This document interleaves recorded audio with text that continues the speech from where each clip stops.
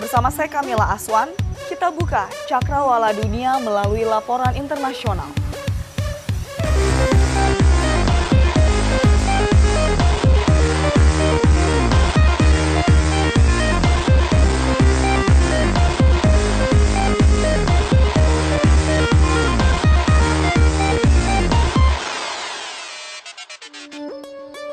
Dewan Keamanan Perserikatan Bangsa-Bangsa menyerukan gencatan senjata di Suriah.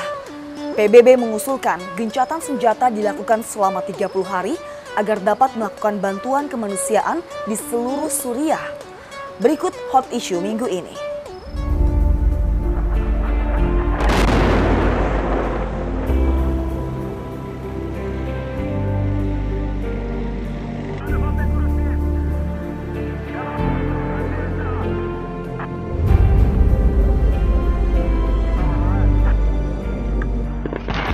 Pasca jatuhnya pesawat tempur Rusia di sekitar zona deeskalasi di Provinsi Idlib, Suriah awal bulan lalu, situasi di Suriah semakin memanas.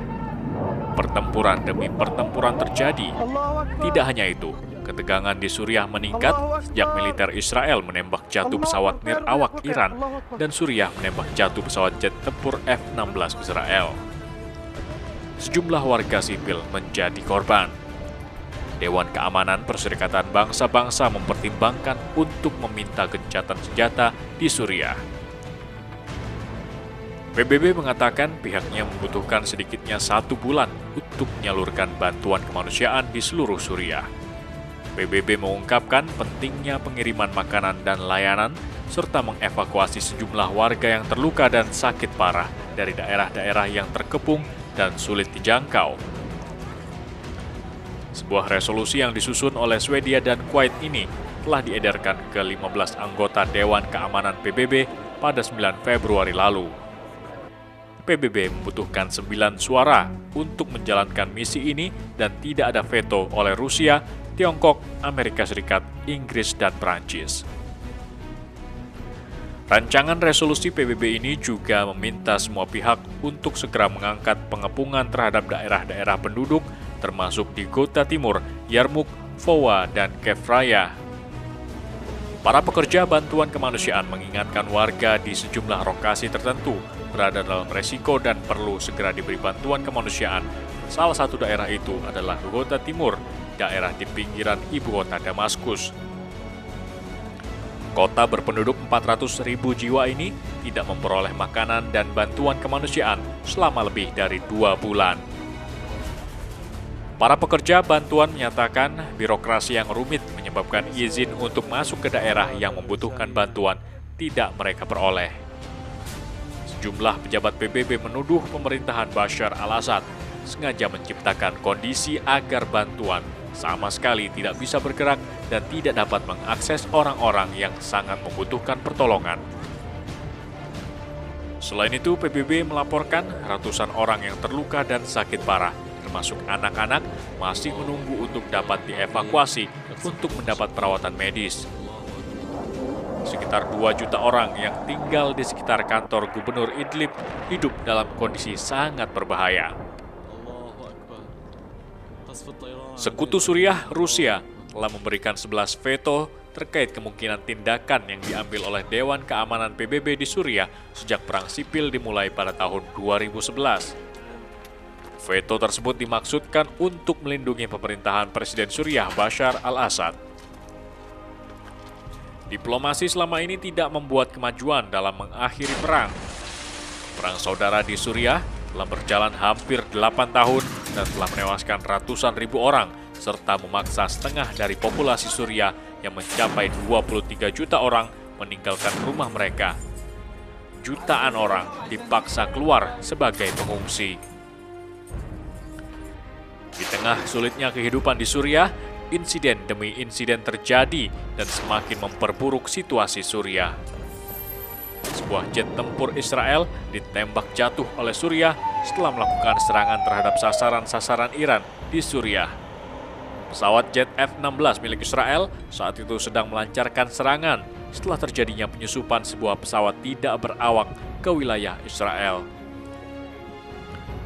Dalam sebuah pernyataan, militer Israel mengatakan sebuah helikopter tempur berhasil mencegat UAV atau pesawat nirawak Iran yang diluncurkan dari Suriah dan menyusup ke Israel. Pasukan Pertahanan Israel atau IDF mengatakan melancarkan serangan terhadap wilayah Suriah yang dianggap sebagai asal peluncuran UAV Iran. IDF mengecam militer Damaskus dan menuduh Suriah telah melakukan campur tangan dalam insiden Israel-Iran. Konfrontasi yang memanas ini memicu keprihatinan Rusia yang merupakan sekutu Suriah. Rusia menilai serangan udara Israel di wilayah Suriah dapat memicu kekerasan dan mengacaukan zona deeskalasi di selatan Suriah. Sementara Kementerian Luar Negeri Rusia meminta semua pemain regional untuk menahan diri dan menghindari tindakan yang dapat mempersulit situasi lebih lanjut. Menteri Luar Negeri Rusia Sergei Lavrov menyatakan memburuknya situasi di Afrin, Suriah disebabkan oleh sikap Amerika Serikat yang tidak mendengar keluhan Turki.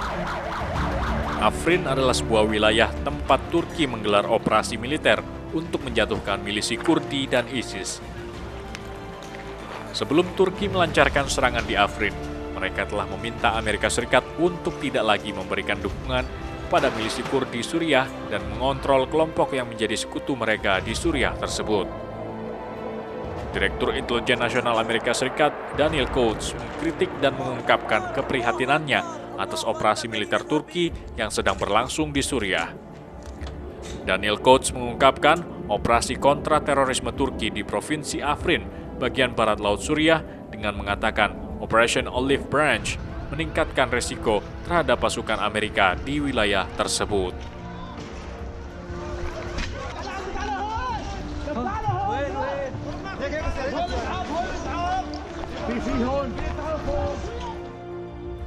Bagaimana tanggapan masyarakat dan pengamat terkait gencatan senjata yang diserukan PBB untuk Suriah selama 30 hari? Saya kira kalau masalah Suriah kita harus melihat dari skalasi yang lebih luas ya. Karena sekarang permasalahan Suriah itu dimasuki oleh dua kekuatan besar. Dulu Amerika memang berkecimpung di Timur Tengah, menjadi pemain tunggal, superpower yang menjadi pemain tunggal. Tetapi kita melihat dengan masuknya Rusia di situ, itu menjadi sebuah kekuatan baru sebagai penyeimbang. Itu yang kita khawatirkan sebetulnya. Kita ketika kasus Arab Saudi dengan Qatar, ketika itu masuk Rusia juga kita khawatir karena keseimbangan itu akan dikhawatirkan akan memperpanjang perang, itu yang kita khawatirkan. Sedangkan resolusi PBB yang selama ini ada, itu harus kita cermati dalam studi internasional, itu akan sangat terkait dengan superpower yang ada. Ada kecenderungan dari negara-negara kuat, misalnya Amerika ataupun dari Rusia, jika ingin menyerukan masyarakatnya, Suriah, masyarakat Suriah atau Presiden Bashar Assad untuk berdamai, maka itu akan bisa terjadi. Tapi jika tidak ada kehendak dari negara kuat, saya kira itu akan sulit terjadi. Yang kedua, kita melihat bahwa Turki memiliki kepentingan terhadap suku Kurdi yang selama ini menjadi permasalahan dalam negeri sendiri. Dan suku Kurdi juga terletak di perbatasan 3 negara, yaitu Turki, Suriah, dan Irak. Dan sekira ketika sekarang di Suriah memiliki permasalahan internal yang cukup pelik, ya itu kesempatan bagi Turki untuk melemahkan sebetulnya. Itu yang kita bisa perkirakan seperti itu. Saya kira untuk ke depan Assad belum begitu mudah dijatuhkan ya. Terutama dengan yang saya jelaskan tadi tentang aliansi antara Suriah, Iran dengan Rusia. Saya kira untuk pada titik ini kita juga perlu melihat bahwa Amerika untuk mengerahkan military power seperti halnya terjadi di Irak dan Afghanistan, itu untuk beberapa dekade ke depan sangat tidak mungkin karena ekonomi Amerika sedang sedang menurun. Jadi yang bisa dilakukan Amerika selama ini hanya mempengaruhi. Contohnya campur tangan mereka dengan gerakan-gerakan Islam oposisi di Suriah. Dan saya kira itu tidak begitu kuat untuk saat ini. Dan kita melihat bahwa ke depan dari hasil penelitian kita, Bashar Assad tetap akan menguasai Suriah ya. Ada 2 hal yang perlu kita cermati. Jika ingin berhasil, maka harus ada itikat baik dari 2 superpower. Yang kita harapkan di sini adalah Amerika dan Rusia. Dan kedua negara ini merupakan bagian dari Dewan Keamanan PBB yang punya hak veto. Jadi sebetulnya kalau kita bisa melihat efektivitas dari PBB sendiri akan tergantung dari 5 negara yang punya veto itu. Jika satu aja yang punya veto, maka itu tidak akan berjalan. Jika tidak ada kehendak dari negara superpower, maka resolusi itu hanya sebagai sebuah anjuran saja. Tidak akan mempunyai kekuatan untuk daya tekan untuk membuat negara melakukan sesuatu sesuai dengan instruksi PBB. Seperti halnya kita bisa melihat kasus dari keinginan PBB Israel untuk mengakui Palestina menjadi 2 negara berdampingan. Ketika itu diveto sama Amerika, maka itu tidak akan bergerak. Termasuk kita harus juga, itu yang pertama ya. Yang kedua juga, kita harus melihat bahwa PBB ini banyak didanai oleh negara-negara superpower, termasuk Amerika. Ketika Amerika ingin menarik dananya, maka PBB akan mulai. Saya kira kita harus mencermati apakah ke depan resolusi ini berdampak efektif bagi perdamaian Timur Tengah dengan adanya gencatan senjata, akan tergantung dari superpower itu sendiri, etikat baik seperti apa. Tapi pada titik ini, selama Amerika mau menarik diri dari kasus Suriah dan membiarkan Rusia, Iran dan Bashar Assad berkuasa di Suriah, saya kira itu akan terjadi. Bisa terjadi. Untuk bantuan kemanusiaan sendiri, saya kira PBB mungkin bisa bekerja sama dengan Rusia. Mau tidak mau harus seperti itu. Selama ini kan link dari PBB lebih cenderung ke Amerika ya. Kalau dia mau berkomunikasi dengan Rusia yang juga merupakan anggota PBB yang punya hak veto, saya kira itu bisa dilakukan pertama. Namun saya mengkhawatirkan bahwa coverage dari UN tidak selalu bisa mengcover semua lapisan masyarakat yang menderita. Saya kira alangkah baiknya UN tetap membuka kesempatan bagi lembaga-lembaga internasional yang bergerak di bidang kemanusiaan untuk tetap bisa membantu pada sisi-sisi yang tidak tersentuh.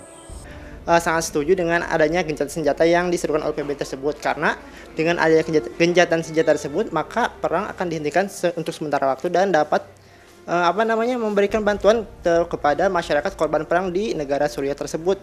Oh, kalau kita ngelihatnya bagus itu. Berarti emang tujuan dari PBB sendiri tercapai, karena PBB kan Perserikatan Bangsa-Bangsa yang emang tugasnya untuk membuat perdamaian di dunia. Nah, kalau emang itu berhasil, berarti emang campur tangan PBB sukses di Suriah. Dan saya juga berharap ini tidak hanya sifatnya sementara, tapi bisa berkelanjutan untuk damai seterusnya.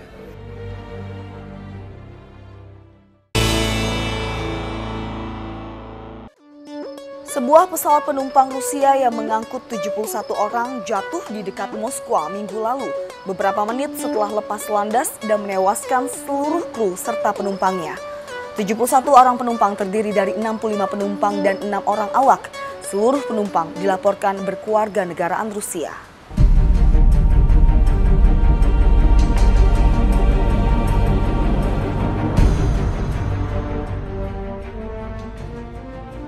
Sebuah pesawat penumpang Rusia yang mengangkut 71 orang jatuh di dekat Moskwa Minggu lalu beberapa menit setelah lepas landas.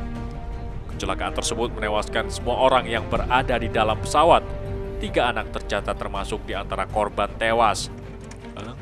AFP melaporkan pesawat Antonov AN-148 jatuh di distrik Rameski di pinggiran Moskwa pada pukul 14.48 waktu setempat setelah lepas landas dari Bandara Domodedovo di Moskwa. Penerbangan itu dioperasikan oleh maskapai penerbangan domestik Saratov Airlines, rute Moskwa-Orsk, sebuah kota di pegunungan Ural. Komite Investigasi Rusia menyatakan banyak kemungkinan penyebab dari kecelakaan, termasuk kondisi cuaca. Rusia sedang mengalami hujan salju lebat dalam beberapa pekan terakhir. Selain itu, faktor kesalahan manusia dan kegagalan teknis juga akan dipertimbangkan dalam penyelidikan. Namun pihak berwenang tidak menyebutkan kemungkinan adanya terorisme. Kantor Investigasi Transportasi Rusia menyebutkan pesawat tersebut menghilang dari layar radar sekitar 4 menit setelah lepas landas. Saat ini kotak hitam pesawat telah diamankan. Pesawat buatan Rusia itu dilaporkan berusia 7 tahun dan dibeli oleh Saratov Airlines dari maskapai lain setahun lalu. Sementara itu, Saratov Airlines merupakan maskapai asal Rusia yang didirikan pada 1930-an dengan layanan penerbangan ke 35 kota di Rusia.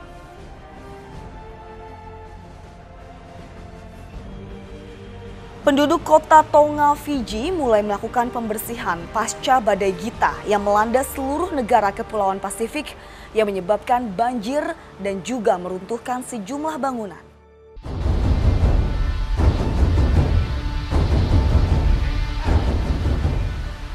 kota Tonga, Fiji, mulai melakukan pembersihan pasca badai Gita yang melanda seluruh negara Kepulauan Pasifik yang menyebabkan banjir dan meruntuhkan sejumlah bangunan. Tidak ada laporan korban jiwa akibat hantaman badai dengan kategori 4 yang memiliki kecepatan angin sekitar 200 km per jam. Topan tersebut saat ini menuju ke selatan Fiji dan diperkirakan akan meningkat menjadi badai kategori 5. Graham Kenna, penasihat pemerintah Australia, memperkirakan sekitar 40% rumah di ibu kota mengalami kerusakan, terutama atap yang lepas dan hancur. Mereka berhasil bertahan pada badai sebelumnya, tapi badai ini yang terbesar di pulau ini dalam 60 tahun terakhir. Menteri Luar Negeri Selandia Baru Winston Peters mengatakan Selandia Baru telah menyumbang $545.000 Amerika untuk bantuan bencana.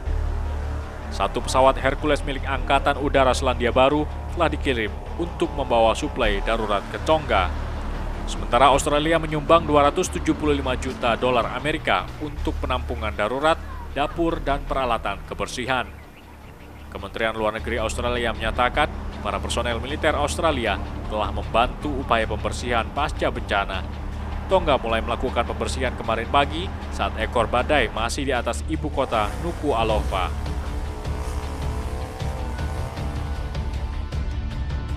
Hotel Ritz-Carlton Riyadh, Arab Saudi dibuka kembali setelah selama 3 bulan terakhir berubah menjadi penjara mewah bagi sejumlah pangeran, elit politik, dan pengusaha Arab Saudi yang ditahan dalam langkah anti korupsi.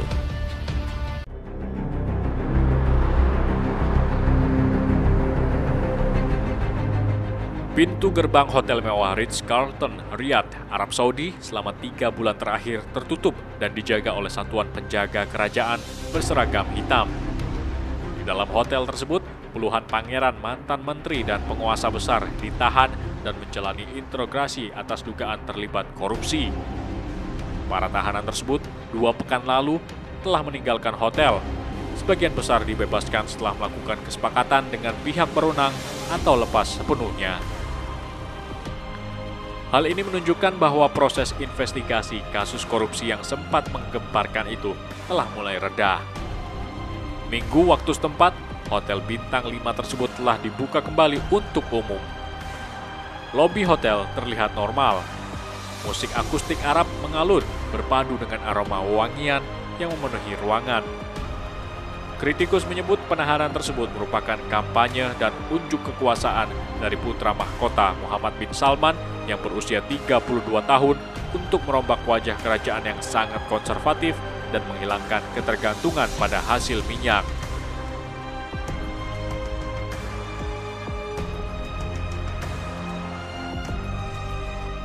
Menteri Luar Negeri Belanda Halbe Zijlstra mengumumkan pengunduran dirinya di hadapan anggota parlemen Belanda. Zijlstra mengundurkan diri karena telah berbohong mengenai pertemuan antara dirinya dan Presiden Rusia Vladimir Putin.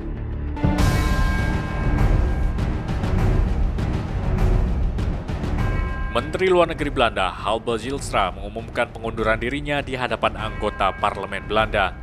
Zijlstra mengundurkan diri karena telah berbohong mengenai pertemuan antara dirinya dan Presiden Rusia Vladimir Putin. Dalam pernyataannya, ia mencatat adalah sebuah kesalahan untuk berbohong tentang kehadirannya dalam sebuah pertemuan dengan Putin pada tahun 2016 dan tentang kata-kata yang ia duga dikatakan oleh Putin. Pengunduran diri Zijlstra dilakukan hanya beberapa hari sebelum ia melakukan kunjungan kerja ke Rusia. Kementerian Luar Negeri Belanda diketahui telah memberitahu Kementerian Luar Negeri Rusia bahwa Zijlstra batal melakukan kunjungan ke Moskow. Zijlstra sebelumnya mengklaim ia mendengar Putin mengatakan bahwa Belarusia, Ukraina, Baltik, dan Kazakhstan adalah bagian dari Great Rusia dalam sebuah pertemuan dengan pengusaha Rusia pada tahun 2006. Dalam wawancara terakhirnya dengan koran Volkskrant, ia mengakui bahwa ia tidak pernah menghadiri pertemuan itu, namun terpaksa berbohong untuk melindungi seorang pengusaha yang berpartisipasi dalam acara tersebut. Perdana Menteri Belanda Mark Rutte sebelumnya mengatakan bahwa meskipun keputusannya tidak bijaksana, Zijlstra akan tetap menjabat sebagai Menlu Belanda. Namun pihak oposisi mendesak untuk digelarnya pembahasan mengenai hal ini di parlemen Belanda yang berujung pada pengunduran diri Zijlstra.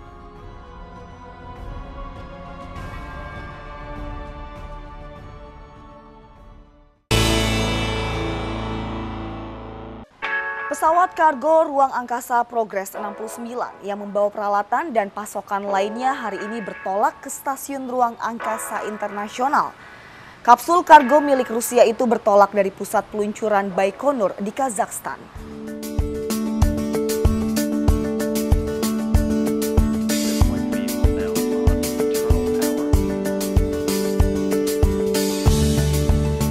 Pesawat kargo ruang angkasa Progress 69 hari ini bertolak dari pusat peluncuran Baikonur di Kazakhstan dalam misi membawa peralatan dan pasokan makanan ke stasiun ruang angkasa internasional.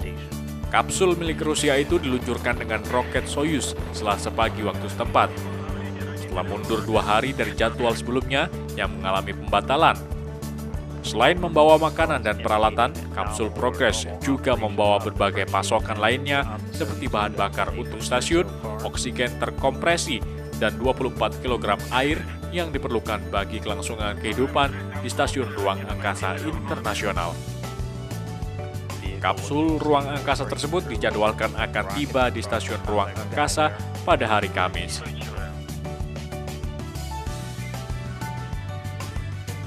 Istana Kensington mengumumkan rincian pernikahan Pangeran Harry dan Meghan Markle yang akan berlangsung di Chapel St. George pada hari Sabtu 19 Mei 2018.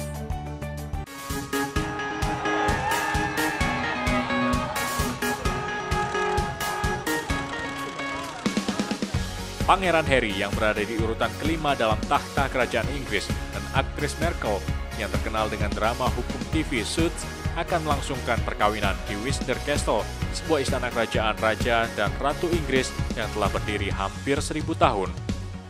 Istana Kensington mengumumkan rincian pernikahan Pangeran Harry dan Meghan Markle. Acara akan dimulai pada tengah hari di Chapel St. George yang dipimpin Uskup Agung Canterbury, Justin Welby. Pasangan itu kemudian akan menjalani proses kereta melalui Windsor Town. Mereka juga akan melaksanakan resepsi di St. George Hall, dan selanjutnya akan dilakukan pertemuan terbatas yang dihadiri teman dan keluarga terdekat pasangan tersebut. Pangeran Harry dari Inggris yang berusia 33 tahun dan Markle 36 tahun mengumumkan pertunangan mereka pada November lalu.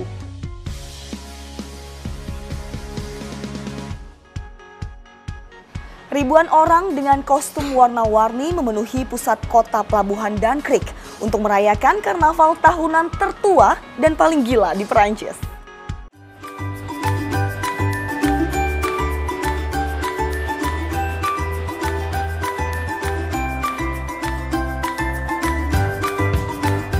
Diperkirakan sekitar 50.000 orang memadati alun-alun yang menghadap balai kota untuk melakukan perayaan tahunan tertua di Perancis tersebut. Isi perayaan tahunan Dunkirk ini adalah tradisi pelemparan ikan haring yang merupakan sejenis ikan lautan pada sesama peserta karnival.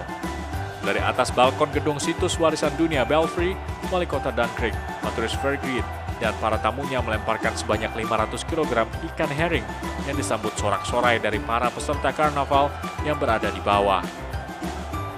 Rangkaian acara karnaval Dunkirk ini sebetulnya berlangsung dalam jangka waktu yang cukup lama, yakni dari bulan Januari hingga Maret dengan berbagai parade dan pesta.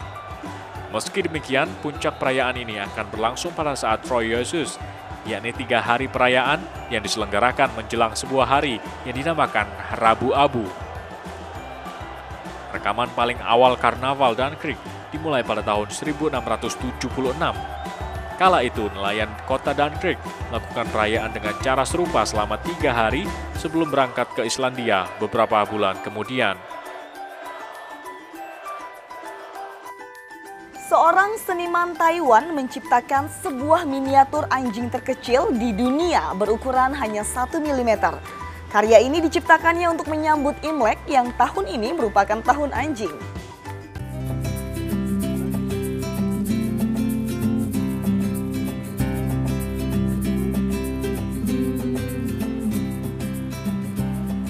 Chen Frongshen, seorang seniman Taiwan yang selama lebih dari 20 tahun telah menciptakan patung-patung binatang mini dari zodiak Cina, membuat sebuah miniatur anjing menyambut Imlek tahun ini.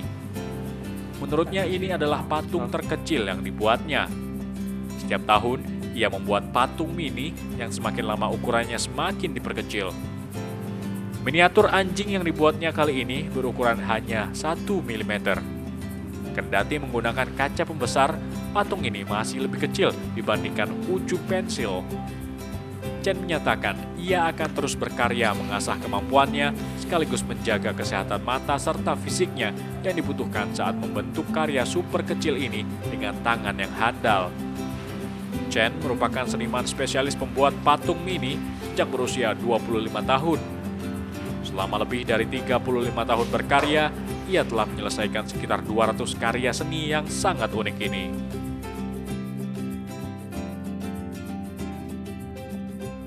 Demikian laporan internasional untuk minggu ini. Jangan lupa untuk terus saksikan laporan internasional setiap Sabtu malam. Akhirnya saya Kamila Aswan pamit undur diri. Sampai jumpa.